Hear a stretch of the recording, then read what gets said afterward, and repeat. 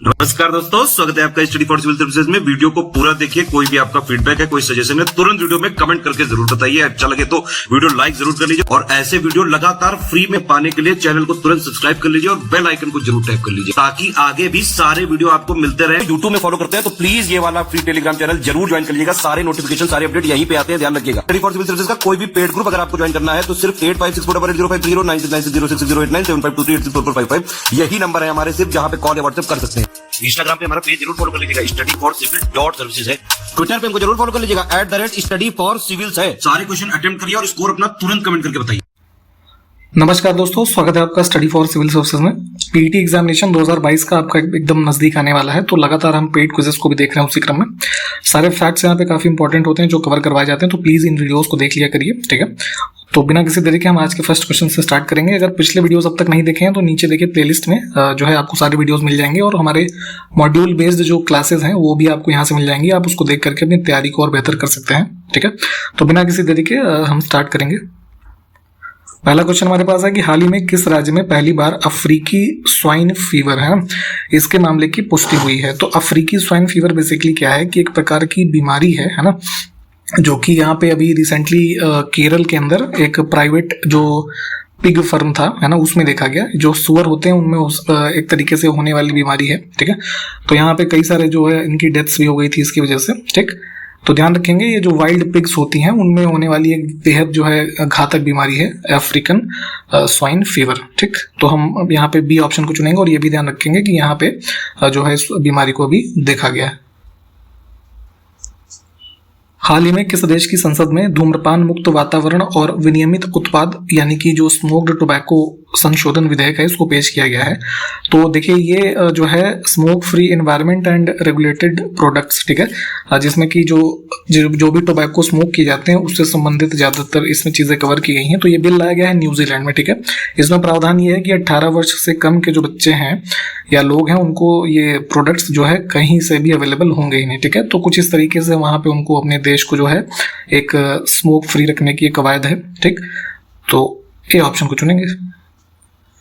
उत्तर प्रदेश के एक जिला एक उत्पाद का ब्रांड एम्बेसडर कौन बना है, ठीक है। तो अभी लास्ट ईयर जो है यहाँ पे ओडीओपी जो स्कीम है हमारी, हर जिले के लिए एक उत्पाद जो है, इसकी ब्रांड एम्बेसडर बनाया गया था कंगना रनौत को। राष्ट्र रक्षा समर्पण पर्व 2021 यहाँ पे किस जिले में आयोजित किया गया, ठीक है। तो इसका आयोजन हुआ था झांसी में। पूर्वांचल एक्सप्रेसवे कितने जिले से होकर के गुजरता है, ठीक है। तो अभी आपको याद होगा कि जो है नवंबर 2021 में इसका उद्घाटन किया गया प्रधानमंत्री मोदी के द्वारा, 16 नवंबर 2021 को। तो ये डेट भी याद रखिएगा, पूछा जा सकता है आपसे। और जो है 341 किलोमीटर लगभग जो है लंबा इसकी कुल लंबाई है और इसमें कुल जो है यूपी के 9 जिले जो हैं वो शामिल है, ठीक है। अब इन 9 जिलों के बारे में भी हम देख लेंगे। तो यहाँ पे पहले तो डी ऑप्शन को चूज कर लेते हैं। 9 जिले में हमारे जो डिस्ट्रिक्ट्स में पड़ते हैं जो है लखनऊ, ठीक, बाराबंकी, अमेठी, सुल्तानपुर, अयोध्या, अंबेडकर नगर और इसके अलावा आजमगढ़, मऊ और गाजीपुर, ठीक। तो ये पूरा एक क्रम है और इन जिलों से होकर के गुजरता है। तो इसको ध्यान रखेंगे, 6 लेन जो सड़कों वाला एक पूरा एक्सप्रेस वे है हमारा। उत्तर प्रदेश का पहला आयुष विश्वविद्यालय जो है किस जिले में स्थापित किया जा रहा है, ठीक है। तो आयुष विद्यालय, आयुष यूनिवर्सिटी जो है इसकी स्थापना हो रही है गोरखपुर में।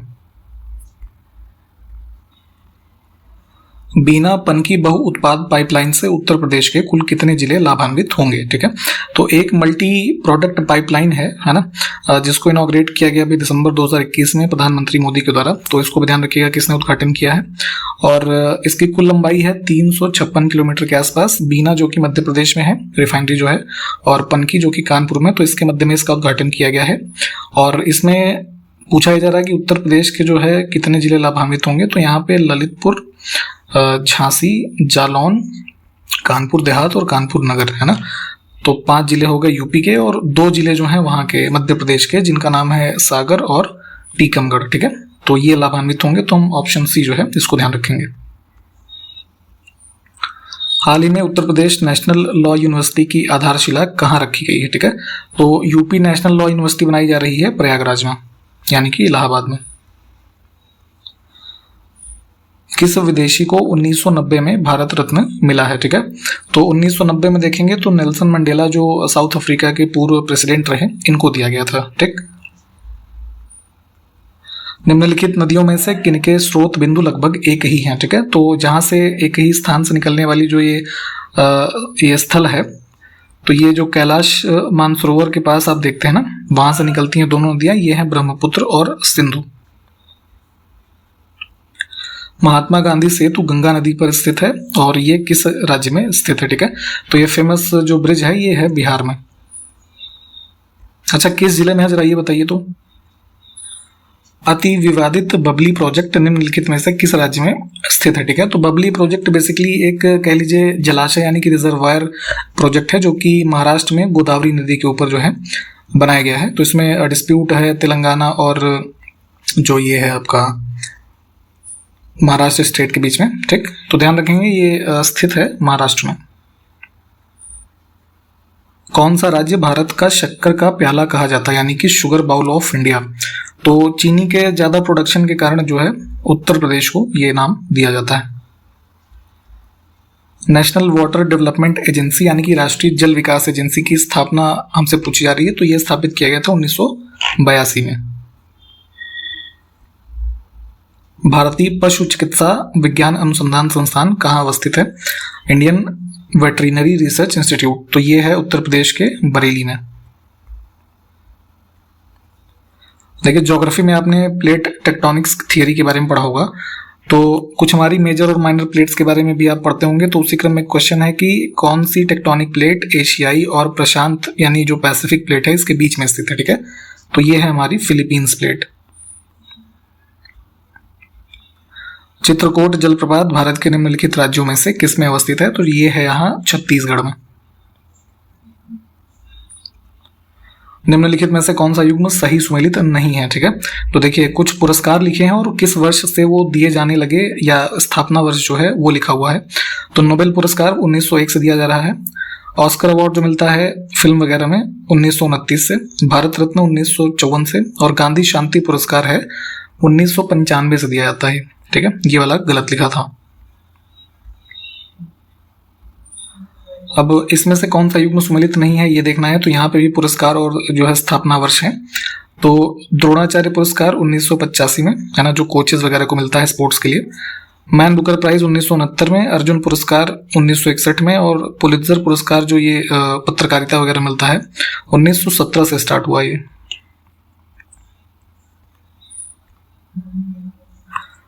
अब इसमें से भी कौन सा युग्म सुमेलित नहीं है देख लेते हैं। तो यहाँ पे कलिंग पुरस्कार, सरस्वती सम्मान और दादा साहब फाल्के, ये तो ठीक है। व्यास सम्मान 1994 लिखा है, ये गलत है। व्यास सम्मान जो कि एक हमारा साहित्यिक अवार्ड है, जो कि के बिरला फाउंडेशन के द्वारा प्रतिवर्ष दिया जाता है, ये शुरू हुआ था 1991 से।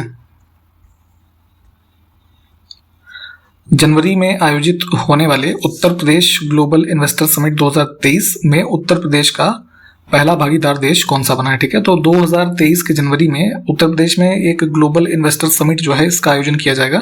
तो इसके लिए पहला जो देश भागीदारी किया है उत्तर प्रदेश के साथ, ये है हमारा ये सिंगापुर।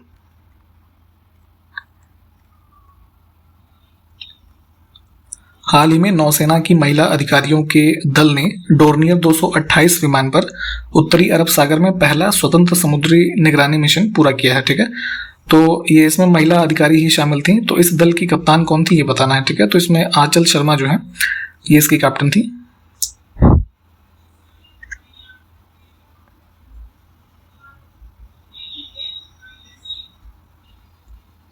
सक्षम आंगनवाड़ी और पोषण 2.0। ठीक है, तो जो पोषण स्कीम है उसका जो दूसरा वर्जन है और सक्षम आंगनवाड़ी कार्यक्रम जो है, इन दोनों का जो क्रियान्वयन है किस मंत्रालय के द्वारा किया जाता है?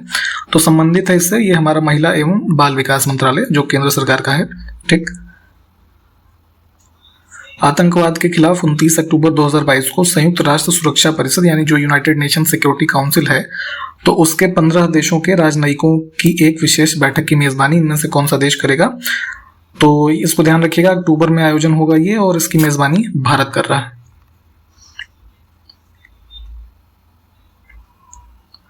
अगस्त 2022 में आसियान और भारत के विदेश मंत्रियों की बैठक नोम पेन में की गई। जो आयोजित की गई, तो ये बताना है कि नोम पेन जो है किस देश की राजधानी है, ठीक है। तो जो एक ये रीजनल ग्रुप है ना, आसियान और इंडिया के फॉरेन मिनिस्टर्स की मीटिंग अभी यहाँ पे हुई है, और ये है कैपिटल इसकी कंबोडिया की। अक्टूबर 2022 में भारत और किस देश के बीच उत्तराखंड में सैन्य अभ्यास जिसका नाम है युद्ध अभ्यास, ठीक है, इसका 18वां संस्करण आयोजित किया जाएगा। तो ध्यान रखिएगा ये यूएसए के साथ किया जाएगा, ठीक, ऑप्शन ए 18वां एडिशन है, ये ध्यान रखिए, और अभ्यास का नाम है युद्ध अभ्यास। हाल ही में सुधीर राष्ट्रमंडल खेलों में पैरा पावर लिफ्टिंग स्पर्धा में स्वर्ण पदक जीतने वाले कौन से नंबर के भारतीय खिलाड़ी बन गए हैं, ठीक है। तो बर्मिंघम में राष्ट्रमंडल खेल जो है आयोजित हुए, आपको पता होगा, तो वहाँ पे ये पैरा एथलीट हैं भारत के, सुधीर इनका नाम है। तो इन्होंने पावर लिफ्टिंग यानी कि जो वेट लिफ्टिंग वाली कैटेगरी होती है उसमें जो हैवी लिफ्टिंग में गोल्ड मेडल जीता है, और ऐसा करने वाले पहले जो है पैरा एथलीट बन गए हैं भारत के। हाल ही में लंगट सिंह कॉलेज, ठीक है, ये कॉलेज का नाम है, तो यहाँ पर स्थित 106 साल पुरानी खगोलीय वेधशाला को यूनेस्को की जो ये हेरिटेज लिस्ट होती है यानी कि धरोहर सूची में शामिल किया गया, ठीक है। तो ये कॉलेज किस राज्य में स्थित है ये बताना है। तो यहाँ पे ध्यान रखिएगा जो ये हमारा एस्ट्रोनॉमिकल ऑब्जर्वेटरी है 106 साल पुरानी है, और ये कॉलेज स्थित है बिहार में।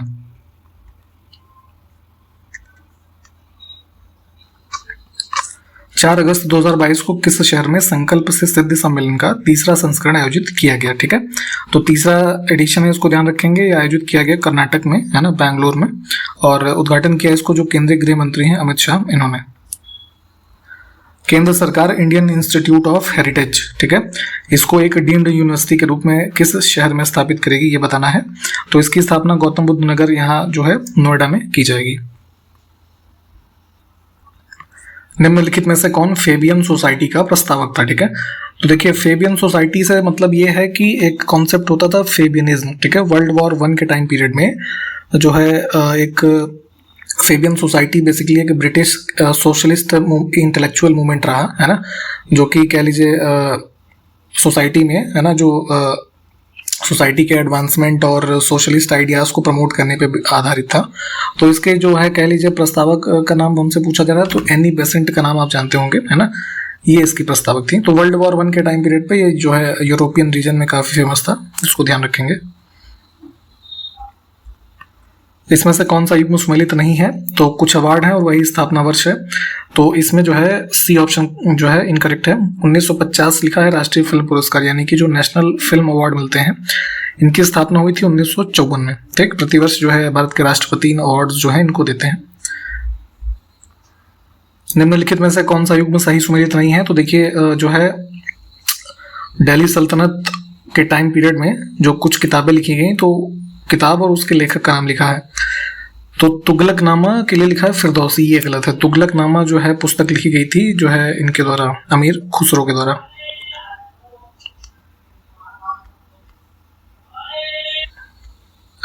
निम्नलिखित में से कौन सी पुस्तक अमीर खुसरो के द्वारा नहीं लिखी गई थी, ठीक है। तो देखिए इसमें किताब उल रहला जो है ये नहीं लिखी गई है। इसके लेखक जो ये ट्रैवलर थे ना, इब्न बतूता, ठीक है, इनकी पुस्तक है ये। निम्नलिखित में से कौन सिकंदर लोदी का दरबारी कवि था, ठीक है। तो यहाँ पे सल्तनत पीरियड में जो सिकंदर लोदी के बारे में आप पढ़ते हैं, तो इसका दरबारी कवि था शेख जमालुद्दीन। निम्नलिखित में से कौन सी रचना सैयद वंश से संबंधित है, ठीक है। तो दिल्ली सल्तनत में सैयद वंश के बारे में आपने पढ़ा होगा, तो इनके सारे जो इंफॉर्मेशंस हैं उसके बारे में बताती है ये पुस्तक, ये आपका तारिक ए मुबारक शाही, है ना, डी ऑप्शन जो है ये हमारा करेक्ट हो जाएगा। और इसके अगर लेखक के बारे में बात करें तो नाम था इनका याहिया बिन अहमद सरहिंदी, ठीक है, ये भी ध्यान रखिएगा। फुतूह उस सलातीन ये एक पुस्तक है, इसको किसने लिखा है ये बताना है। तो ये भी जो है दिल्ली सल्तनत के बारे में जो है इंफॉर्मेशन किताब ये देती है, और इसके लेखक का नाम है जो है ख्वाजा अब्दुल मलिक इसामी, ठीक। निम्नलिखित में से कौन सी पुस्तक फिरोज तुगलक की आत्मकथा है, ठीक है, ऑटोबायोग्राफी है फिरोज तुगलक की, ये फतूहात ए फिरोज शाही। अमीर खुसरो के किस पुस्तक में खुसरो शाह के विरुद्ध गयासुद्दीन तुगलक की विजय का वर्णन है, ठीक है। तो इसकी इंफॉर्मेशन हमको मिलती है तुगलकनामा से, है ना, जो कि लिखा है अमीर खुसरो ने। अब देखिए यहाँ पे ये 2 बार है तो थोड़ा इसको इग्नोर करेंगे, है ना, बी ऑप्शन में भी है, तो फिलहाल आंसर यही है। हाल ही में केंद्रीय शुल्क उत्पाद दिवस किस दिन मनाया गया, ठीक है। तो जो सेंट्रल एक्साइज डे होता है ये प्रतिवर्ष मनाया जाता है 24 फरवरी को। हाल ही में खबरों में रही रतले जल विद्युत परियोजना किस नदी पर स्थित है, तो रतले जल विद्युत परियोजना है हमारा ये चिनाब पे। जून 2023 से किस देश ने संघीय कॉर्पोरेट कर शुरू करने की घोषणा की है, ठीक है। तो यहाँ पे फेडरल कॉर्पोरेट टैक्स एक प्रकार का जो है शुरू करने की घोषणा की है जून 2023 से ये संयुक्त अरब अमीरात में। हाल ही में किस शहर में स्थित म्यूजियम ऑफ द फ्यूचर को आम लोगों के लिए खोल दिया गया है, ठीक है। तो एक ये म्यूजियम डेवलप किया गया है, म्यूजियम ऑफ द फ्यूचर। कहाँ पे है ये स्थित? दुबई में, ठीक। टाटा ओपन 2022 के पुरुष एकल का खिताब किस देश के खिलाड़ी जिनका नाम है जोआओ सोसा, ठीक है। नाम भी देखिए ऐसे होते हैं, पढ़े नहीं जाते। तो फिलहाल इन्होंने जीता है और ये संबंधित है पुर्तगाल से। वेदांता समूह की कंपनी जिसका नाम है केर्न ऑयल एंड गैस, ठीक है। तो इन्होंने अभी हाल ही में राजस्थान का जो बाड़मेर का एरिया है यहाँ पर एक जो है क्रूड ऑयल की खोज की है। तो इस खोज को क्या नाम दिया गया है, ठीक है। तो यहाँ पे हमको एक अवेलेबिलिटी मिल गई है क्रूड ऑयल की एक और बाड़मेर एरिया में, और इस खोज को नाम दिया गया है दुर्गा, ठीक। अब यहाँ पे आपको सुमेलित करना है। हमारे पास 2 सूचियां दे रखी हैं, कुछ सागर और झील लिखे हैं और वो उनका प्रकृति क्या है वो लिखा है। तो इसको आप पढ़ करके मिलान करेंगे क्योंकि ये सामने के सामने लिखा है, जैसे ए का 1, बी का 2, सी का 3 और डी का 4। तो ऑप्शन ए जो हमारा है ये करेक्ट है। 2011 की जनगणना के मुताबिक उत्तर प्रदेश में किस धर्म की दशकीय वृद्धि दर जो है वो नकारात्मक पाई गई, ठीक है। यानी कि 2001 से लेकर के 2011 के मध्य जो इस रिलीजन की जो पॉपुलेशन ग्रोथ रेट है, डिकेडल ग्रोथ रेट, वो नेगेटिव थी, है ना, बढ़ने के बजाय वो घट गई। तो ये समूह है बुद्धिस्ट, है ना, जो बुद्धिस्ट जनसंख्या उत्तर प्रदेश में पाई जाती है।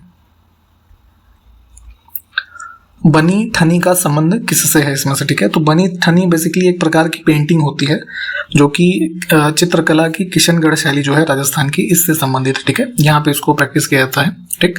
तो बी ऑप्शन हमारा करेक्ट है। और इसी प्रश्न के साथ इस वीडियो को हमने कंप्लीट किया। नेक्स्ट वीडियो मिलेंगे आपसे, तब तक के लिए नमस्कार, जय हिंद।